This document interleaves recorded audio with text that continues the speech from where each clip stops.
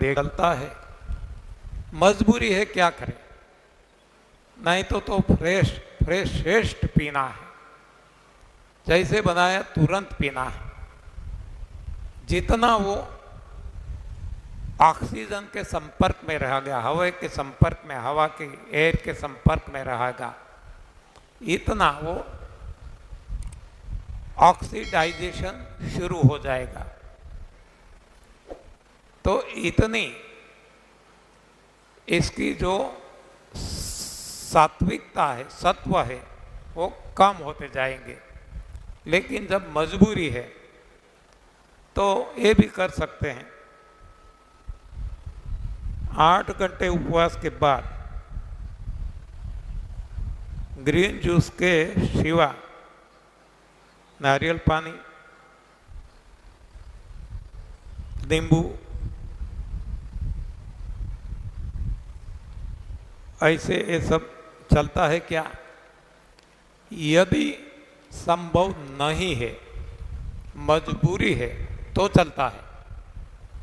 यदि संभव है तो ग्रीन जूस को अवश्य हमारे भोजन में स्थान देना, ये ज़्यादा अच्छा रहेगा, ऐसी मेरी अपनी मान्यता है।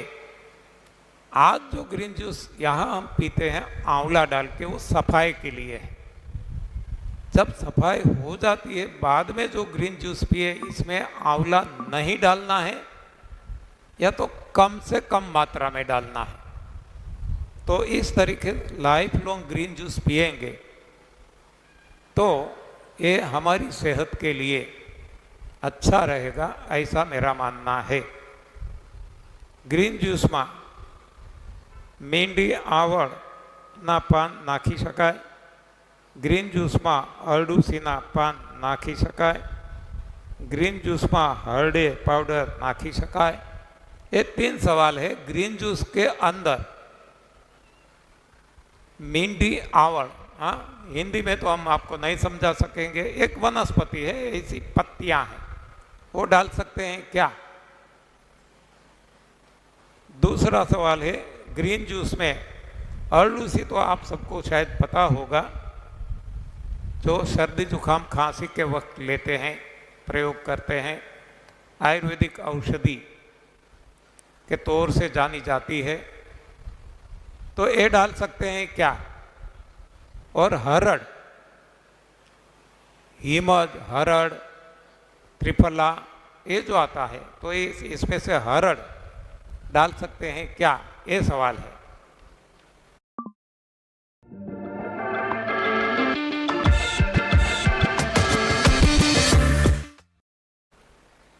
तो ये मींडी आवड़ जो है, हमने तो कभी प्रयोग नहीं किया है, टेस्ट भी नहीं किया है, तो हमें पता नहीं है। आप एक बार चख कर देख लेना, टेस्ट कर लेना, यदि वो मधुर लगता है, स्वादिष्ट लगता है, अच्छा लगता है, तो डाल सकते हैं। अरडूसी भी जब कोई खास ये सफाई चलती है तब तक डालना है तो डाल सकते हैं। हरड़ डालना ठीक नहीं है, हरड़ पाउडर डालना, हिमज डालना ठीक नहीं है, वो चिपक जाता है बड़ी आंत के भीतर, अंदरूनी सरफेस पे, तो ये ही कब्ज का कारण बन जाता है। ये मेरा अपना अनुभव के हिसाब से मेरी अपनी मान्यता है। बाकी तो कम से कम पत्तियां डाली जाए, कम से कम संख्या में, ये ज़्यादा अच्छा रहेगा। बहुत ज़्यादा एक साथ डालना ठीक नहीं है, क्योंकि हर किसी के अपने अपने केमिकल्स होते हैं, रसायन होते हैं, तो ये सारे रसायन मिलके कौन सा रसायन बनता है हमें पता नहीं है। तो कम से कम को इकट्ठा करें, वो ज़्यादा अच्छा रहेगा। जैसे कि राजनीति की बात करें कम से कम पार्टियां मिलके यदि शासन करती है तो वो शासन अच्छी तरह से चला सकते हैं, जैसे आज मोदी जी चला रहे हैं। और जब खिचड़ी सरकार बनती है बहुत सारी पार्टियों का सहारा लेके, तब वो शासक अच्छी तरह से नहीं कर सकता। वो भी मनमोहन सिंह जी की सरकार हमने देखी है। तो ये हमें ख्याल रखना है। ग्रीन जूस हर हमेश पी सकते हैं क्या? मैंने अभी जवाब दिया हाँ पी सकते हैं, लेकिन उस वक्त इसमें आंवला नहीं के बराबर डालना।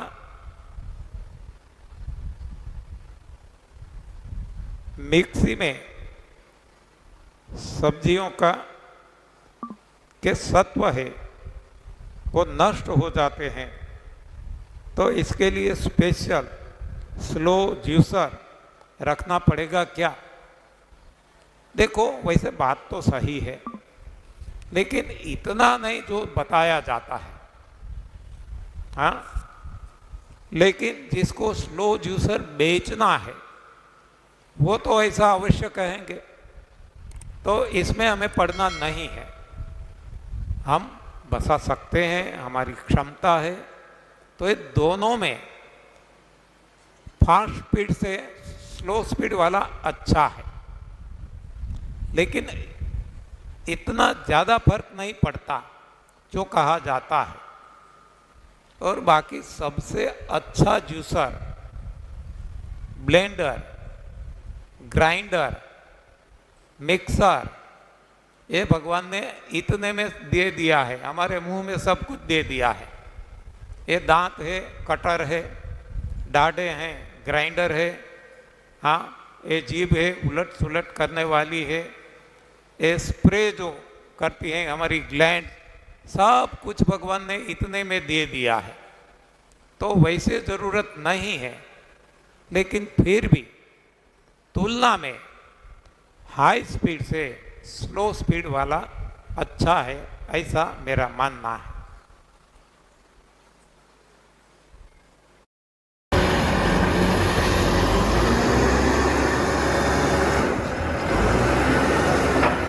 ऐसा मेरा मानना है।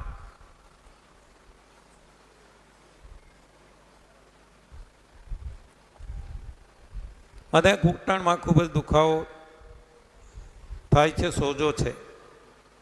ડૉક્ટર કહે છે કે કાર્ટ્રિજ ડેમેજ થઈ ગયું છે, તેથી પાણી ભરાયું છે અને ઘસારો પણ છે। ડૉક્ટર કહે છે કે શરીરમાં ગંદકી નથી, પણ ફક્ત હાડકા નબળા થઈ ગયા છે,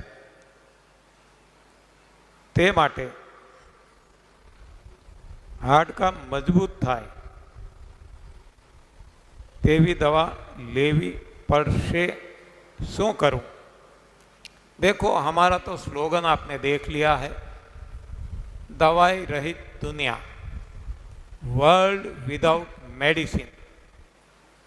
तब हम आपको कैसे हाँ कह सकते हैं? हम नहीं मानते कि कोई भी दवाई कोई भी रोग में काम कर सकती है। एक दवाई लेने से इसका जो साइड इफ़ेक्ट होते हैं वो बहुत होते हैं, और इसके लिए फिर से दवाइयाँ ली जाती है, इसकी भी साइड इफ़ेक्ट होती है। तो ये मल्टीप्लाई होता जा रहा है, जो सारी दुनिया का अनुभव है। तो फिर हमारे पास अब ये दूसरा रास्ता है, प्रयोग करके देख लो।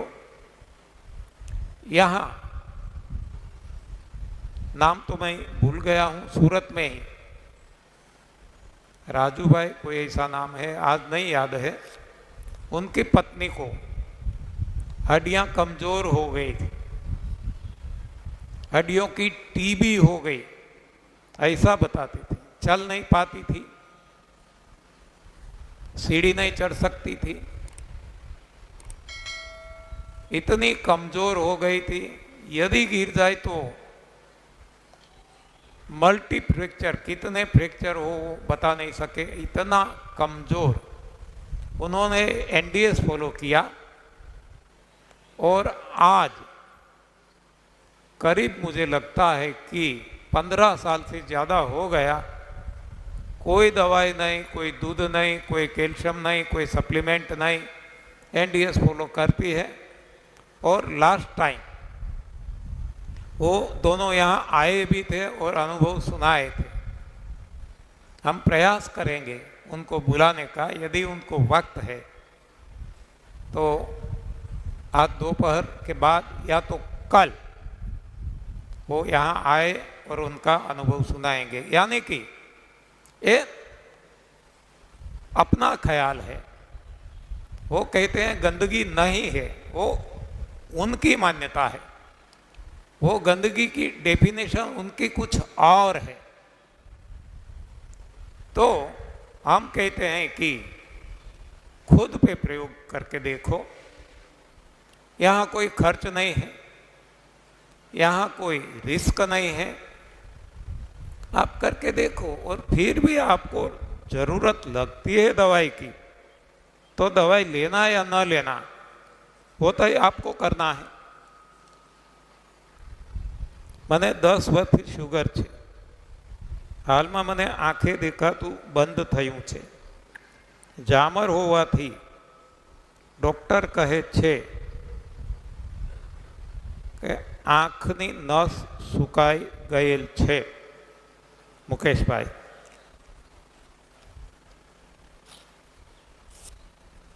डॉक्टर कहेंगे जो उनको पढ़ाया गया, कोई भी डॉक्टर का दोष नहीं है। दोष है तो पढ़ाई का है, गलत पढ़ाई जो पढ़ाई गई है, तो इसके हिसाब से वो खुद पे भी प्रयोग करते हैं और अपने पेशेंट पे प्रयोग करते हैं।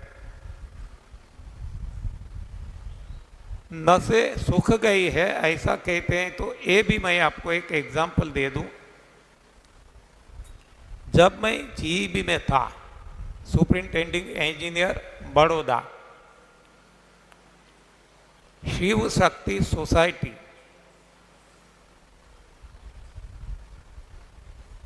मनीषा रोड राणेश्वर टेम्पल के पास, तो वो सोसाइटी में एक बहन जी रहती थी हमारे पड़ोस में। उनकी माँ दोनों आँख से देखती बंद हो गई, अंधी हो गई। बहुत सारी दवाइयाँ की, बहुत सारे डॉक्टरों को बताया, एक्सपर्ट से एक्सपर्ट डॉक्टर्स,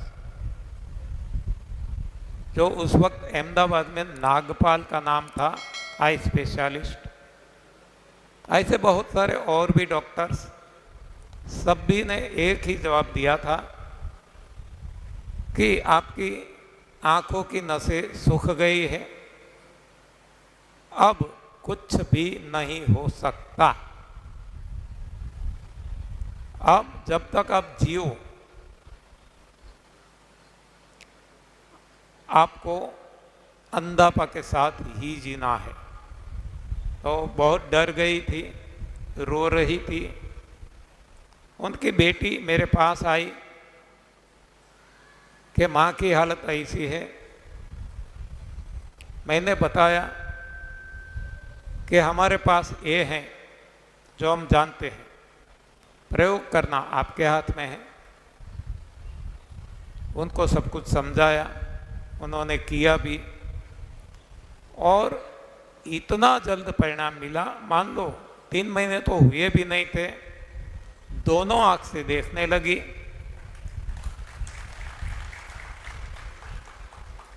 और जो अपनी उम्र के और लोग थे, इससे ज़्यादा आँखों का तेज आ गया। वो सुई में धागा भी डाल सकती थी। तो ये रिजल्ट है। बाकी तो आँखों के बारे में बहुत सारे अन्य परिणाम भी है। मोतिया बिंद का भी जामर जो आपने बताया इसका भी, हाँ, बहुत सारे आंखों के भी रोग होते हैं, तो इन सभी में लोगों को फायदा हुआ है। एक ये भगवान पे भरोसा करके, ये भगवान ने दिया हुआ रास्ता, ये आप अपना लो और देखो चमत्कार। रस पीओ सारो के काचू सलाड लेવું सारो, दोनों में से जो बीच का है वो सबसे ज्यादा अच्छा, ऐसा मेरा मानना है। रस है जो हमें मशीन में निकालना पड़ता है, जो हवा के संपर्क में आता है, ऑक्सीडाइजेशन होता है, और जो कच्चा खाते हैं तो इसमें फाइबर जाते हैं, और विज्ञान ने हमें फाइबर का महत्व बहुत बताया है। हाँ, फाइबरस खाओ, फाइबरस फूड खाओ। तो मेरा अपना निजी ख्याल, अपने खुद के अनुभव से, आज भी मैं वो करता हूँ कई सालों से, वो है कि चबा चबा कर खाओ। भगवान ने जो दांत दिए काटने के लिए, ग्राइंडिंग चबाने के लिए, और ग्लैंड्स दी है, इसका हम उपयोग करें। वो जूसर में नहीं होगा, मिक्सर में नहीं होगा, यहाँ होगा, तो ये ज़्यादा फायदेमंद रहेगा।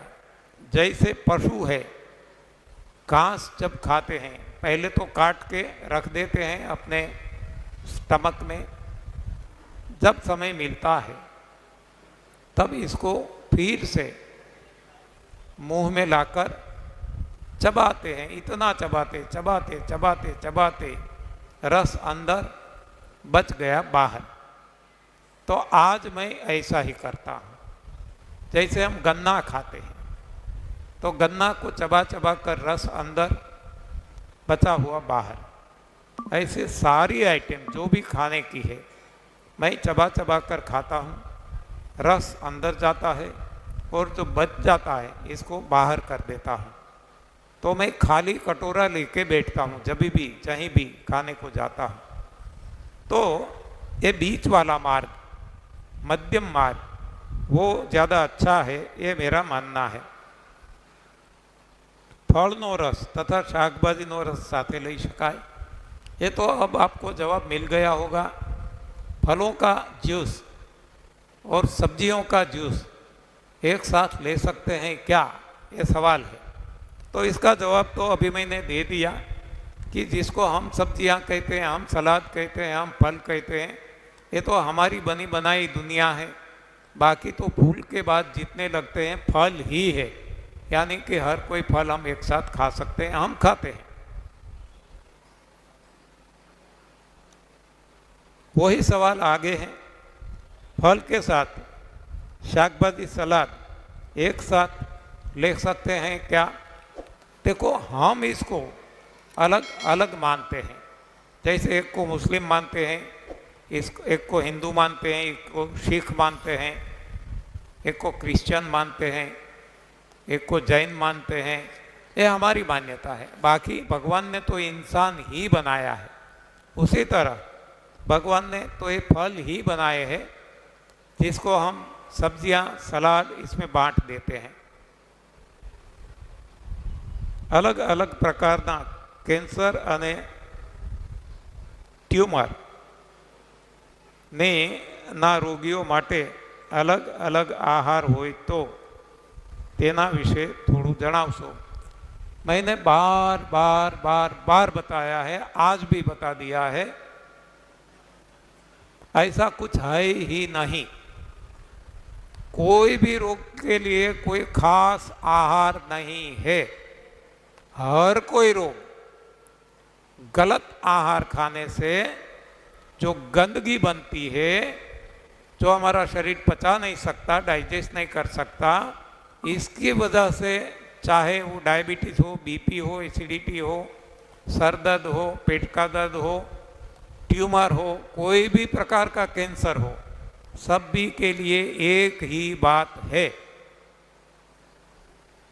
प्रोस्टेट નું કેન્સર હોય તો क्या પ્રકારનો, एक ही बात आ गई ना। हाँ, कोई खास नहीं है, कोई खास रोगों के हिसाब से कोई भोजन नहीं है।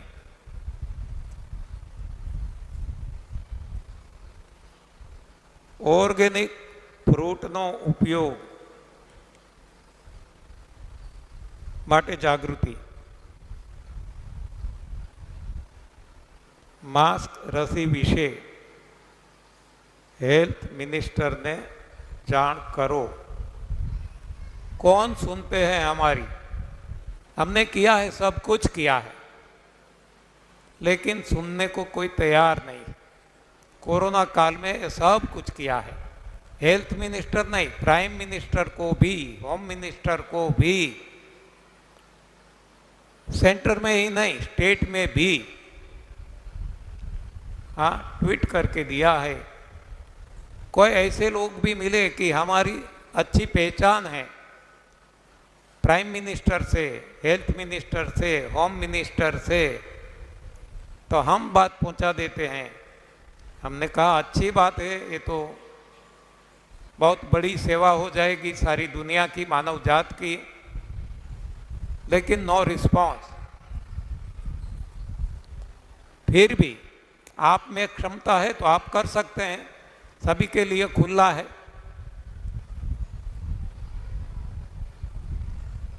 ऑर्गेनिक फ्रूटનો उपयोग માટે जागृति, यानी कि आजकल बहुत ये प्रयास हो रहा है, अच्छे प्रयास है, सराहनीय है, कि जो आज रासायनिक पेस्टिसाइड का उपयोग करके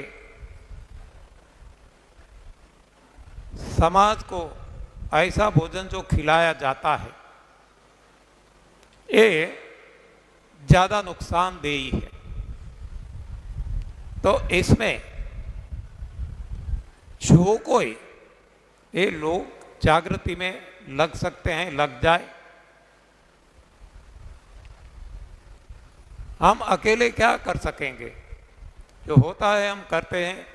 एक दिन भी घर नहीं रहते, बैठे नहीं रहते, हाथ जोड़ के नहीं बैठते। कोरोना काल में भी जूम मीटिंग करके जो हमसे हो सकता था हमने किया है। अब आप भी लग जाओ।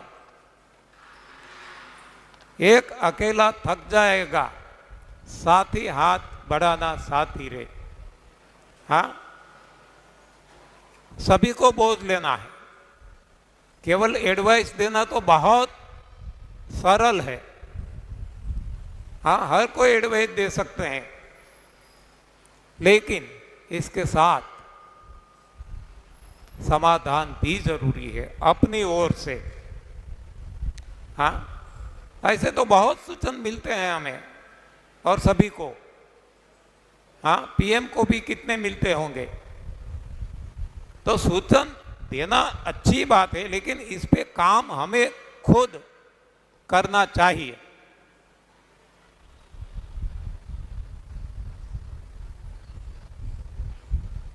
श्री कृष्ण भगवान माखन मिश्री खाता है। हाँ, भगवान श्री कृष्ण भी मक्खन और मिश्री खाते थे। ऐसी कथाएं हमने भी सुनी हैं, हम भी मानते थे। लेकिन जैसे मैं आपको ये विज्ञान गलत बताता हूँ, उसी तरह से ये कथाएं जो की जाती है, कथा सही में गलत नहीं है, इसका इंटरप्रिटेशन गलत है। ना भगवान ने मक्खन खाया है, ना मिश्री खाई है, ये तो बना बना कर समाज के सामने रखा जाता है। हाँ, समय मिलेगा तो और ज़्यादा चर्चा करेंगे।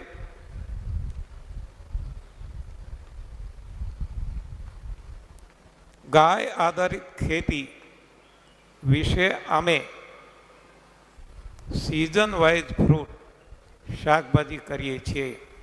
धन्यवाद आपको कि ऐसा एक कदम आगे आप बढ़े हैं।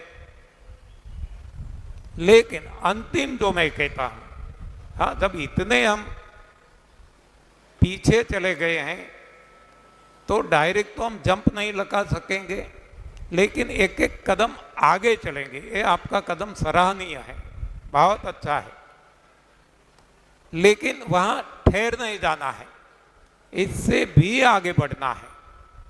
और अंतिम जो ध्येय है, लक्ष्य है, गोल है, वो है नो खेती, नो फार्मिंग एट ऑल। खेती की जरूरत ही नहीं है।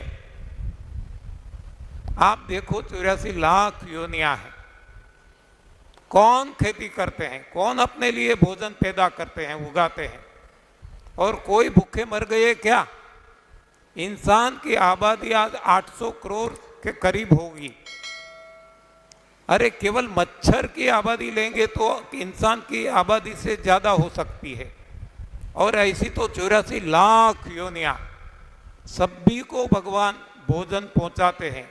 हवा, प्रकाश, पानी, भोजन, ये भगवान पहुंचाते हैं। खेती करने की कोई जरूरत नहीं है। लेकिन आज जो हम इतना पीछे हट गए हैं, तो कदम बाय कदम आगे बढ़े। तो जो आप कर रहे हैं अच्छी बात है, इससे भी आगे बढ़े।